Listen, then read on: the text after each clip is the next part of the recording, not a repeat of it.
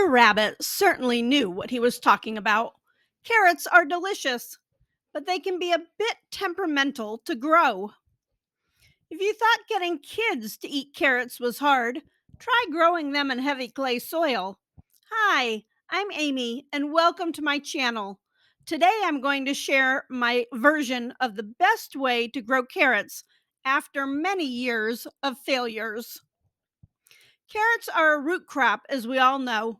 The most common one we see in the store is the long orange variety. However, carrots come in a mix of shapes and colors. These small round carrots are great for stews, salads, and soups. They also grow well in heavier soils, which we will talk about in just a bit. My favorite round carrots are Thumbelinas. They are French heirlooms and sometimes are called Paris carrots. Atlas is another one that does well and is very heat tolerant. There are also shorter, blockier carrots that do pretty well in heavy garden soil. They are about 5 to 6 inches long. These are also nice because there's enough carrot there to slice or grate for cooking.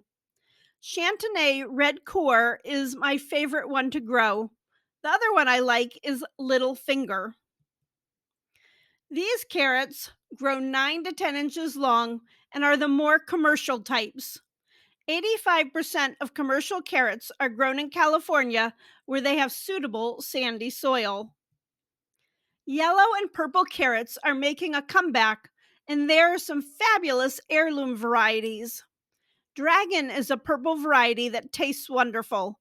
It needs 75 days to mature and does well as a fall crop. Gold Nugget is one I have had good results with as well. I hope this content is helpful. Please subscribe to my channel and check out the community tab to vote on future videos. If your soil is heavy, has too many stones, or has too much nitrogen, you might get carrots that look like this.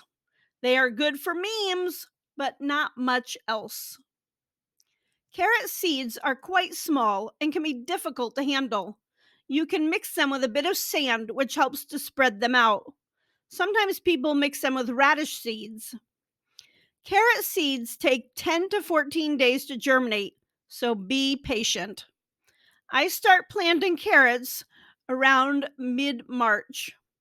Carrot tops can handle a light freeze and the roots a heavy freeze. Many root crop seeds are available in a pelleted format. This is a clay overcoat that makes the seed bigger and rounder. The seeds are easier to handle with your hands and flow through the seeder better. I personally have not had good luck with pelleted varieties. Germination is the issue. The outside coat needs to dissolve and the seed needs to germinate in a timely fashion. My pelleted carrots have had poor germination, so I've chosen to just keep thinning. I will say keeping the ground moist is critical to carrot germination. I have not grown carrots in the garden soil for many years. I use raised beds since then I can have deep, fluffy soil that the carrots enjoy. I start carrots around March 15th outside in a raised bed in the greenhouse. I will link an article in the description that has my planting schedule for Zone B, Zone 6B. Then around April 1st, I plant outside but will cover if the nights go below freezing. Well-rotted compost, peat and sand makes great growing conditions for carrots. Carrots do not want excess nitrogen, so you need to make sure that your compost is, well rotted and never put manure in your raised beds. They like phosphorus, which is the P in NPK. Phosphorus is found in bone meal, wood ashes, and rock phosphate. Add small amounts and remember these nutrients become part of the soil slowly.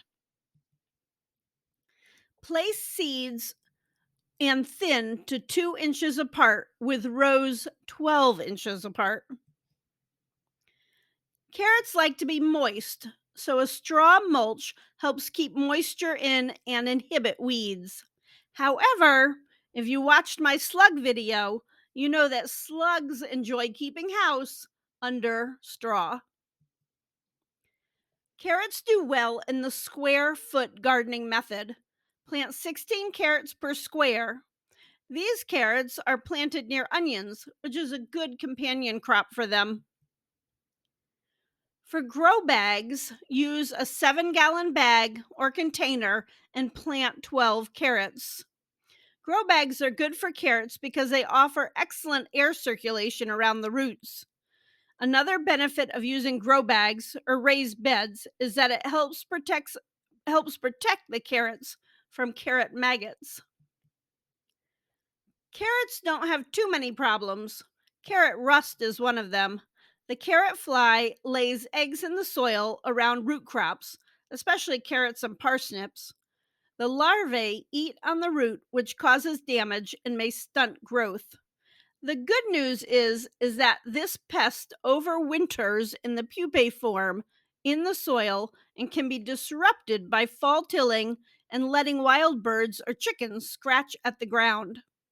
Crop rotation and using row covers are also good protection methods.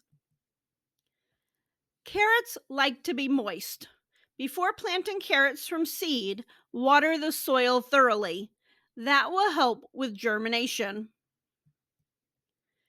Carrots like company. Onions are a good companion. Weeding is important. Sorry, carrots don't like competition. If you are a teacher or homeschooling parent, the root view is a fun product I recommend. You can watch the carrots growing under the ground. To harvest, just give a little wiggle and gently pull straight up.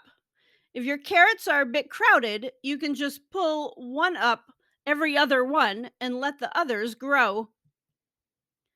This is a groundhog, and he likes carrots just as much as Peter Rabbit. Remember how Peter crawled under Farmer McGregor's fence? Have a good, sturdy fence that wildlife cannot get through or crawl under. You may have livestock or pets and enjoy sharing carrots with them.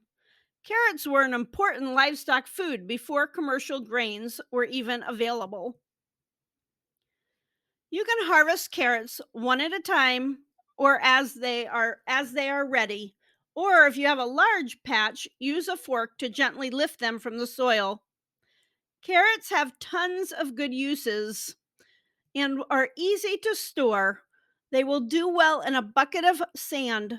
The sand should be moist and located in a cool area, such as a root cellar or basement that is between 32 and 40 degrees Fahrenheit. Check out my video on growing beets next.